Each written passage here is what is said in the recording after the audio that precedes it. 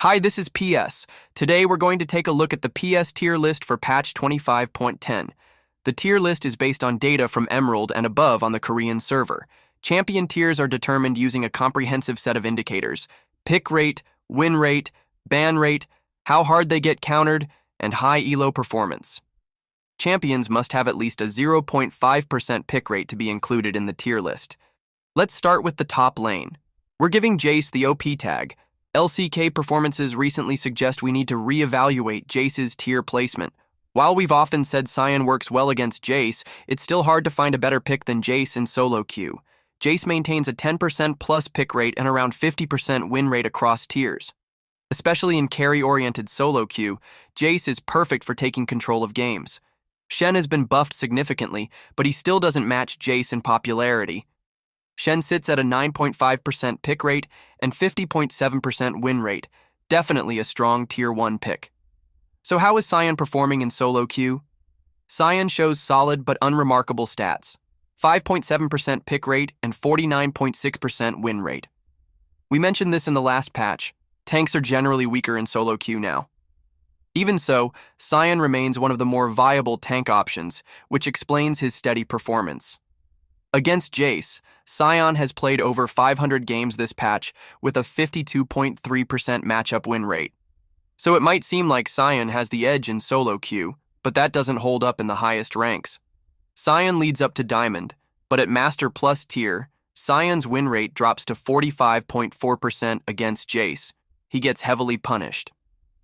After Grasp Jace builds were developed, the matchup flipped at high elo. That's why this matchup stirs so much debate. In lower tiers, Sion usually wins the lane easily. But at high tiers, Jace's impact starts to shine through. In pro play, where teams can coordinate around shutting down Jace, Sion regains his value. But then again, if Jace gets fed and disrupts the enemy backline, you start wondering again. What if? It's complicated. For most players, Sion is still a recommended counter to Jace. There are a lot of champions sitting comfortably in Tier 2. If a champion can hold lane well and do something meaningful by level 6, they're likely performing around Tier 2 level. That's why I've been recommending Renekton and Kennen for solo queue. As pointed out in yesterday's nerf video, it's rare to see Darius fall this far in the tier list. Maybe he's just not syncing well with the current meta junglers. Should have covered this last patch, but since many missed it, let's talk about Quinn.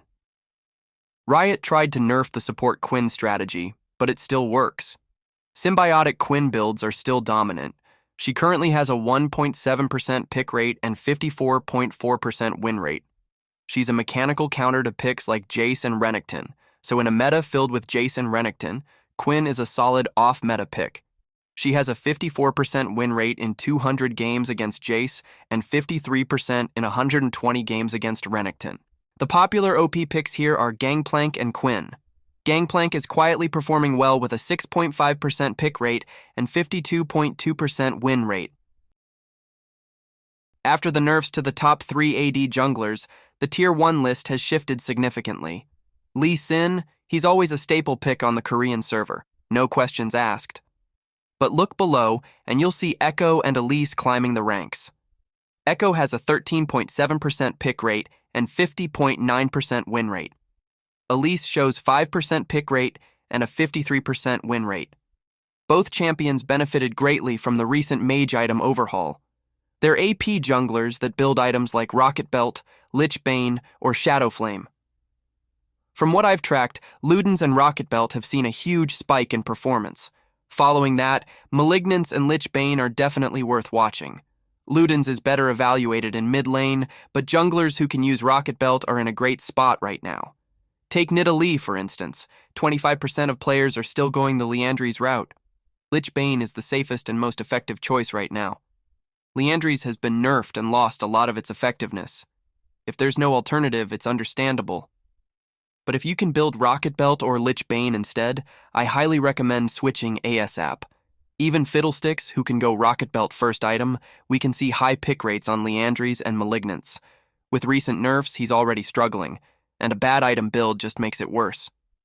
Granted, we're in a mid-lane mage meta, so AD junglers are generally more useful, But Vi took a big nerf hit and fell off hard. That leaves picks like Lee Sin, Xinjiao, Naafiri, Viego, Pantheon, and Kha'Zix. Yeah, still plenty of choices. Just pick the one that suits you best. Echo, Elise, Xinjiao, and Kha'Zix, they all get the honeybee badge, and the nerf to Xinjiao? Honestly, it ended up being a bit too soft.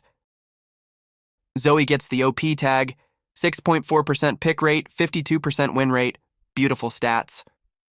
With a wave clear buff and a full item overhaul, Zoe finally feels great to play.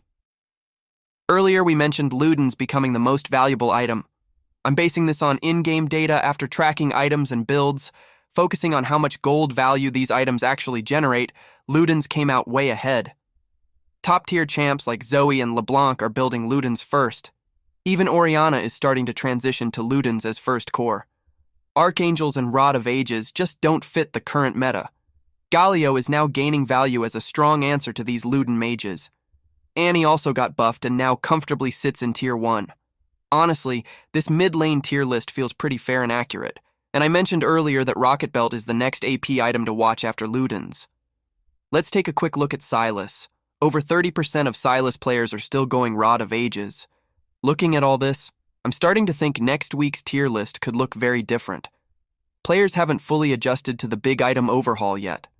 The Rod of Ages and Archangel meta just lingered for a long time. If you want to climb, it's time to change.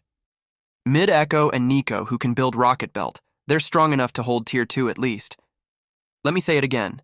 If you're studying AP items, consider Ludens, Rocket Belt, Lich Bane in that order. These items can shift the entire tier landscape. Looking at it now, there's really not much going for AD mid champions. Since Smolder got buffed, more players are trying him mid in solo queue. And yep, his mid pick rate now exceeds 1%, but the win rate is around 47%. I still don't recommend mid Smolder for the average player. Looking at long-term data, this feels risky. At high elo, though, mid Smolder seems to be working decently. Top picks for mid are Zoe, LeBlanc, Annie, and Galio. Lucian clearly needs a nerf. We're giving him 2 OP marks and a beehive badge too. He's been left unchecked for far too long. Lucian has a 28.3% pick rate and a 52.9% win rate. In the support tier list too, synergy with Lucian is the number 1 factor. How is it possible that his stats stayed the same from the last patch? In Western Europe, he sits at 14.3% pick rate and 50.6% win rate. In North America, 17.3% pick rate and 50.9% win rate. He's not considered Tier 1 in pro play, so Riot isn't nerfing him. But on the Korean server, he's been dominating for way too long. This patch focused on AP items, so bot lane didn't get much attention. A strong nerf to Lucian alone could shift the entire bot lane meta. Guess we'll have to wait. Misfortune is one of the few who can actually go toe-to-toe with Lucian, so she's in Tier 1 now. One standout this patch, the rising value of Smolder. The idea is, if you can't beat Lucian early, just outscale him and crush him late. It's been tried before, mostly failed. But with his recent buffs, Smolder might actually pull it off. Lucian faced Smolder 1,300 times this patch and had a 50.6% matchup win rate. That's pretty much an even matchup. Smolder himself is doing great, 10% pick rate, 50.9% win rate. There's a reason he topped the rising picks list. Power curve-wise, he spikes hard after 29 minutes. As mentioned earlier, mid Smolder's stats are decent and bot Smolder is thriving, so yeah, we're witnessing a meta anomaly here.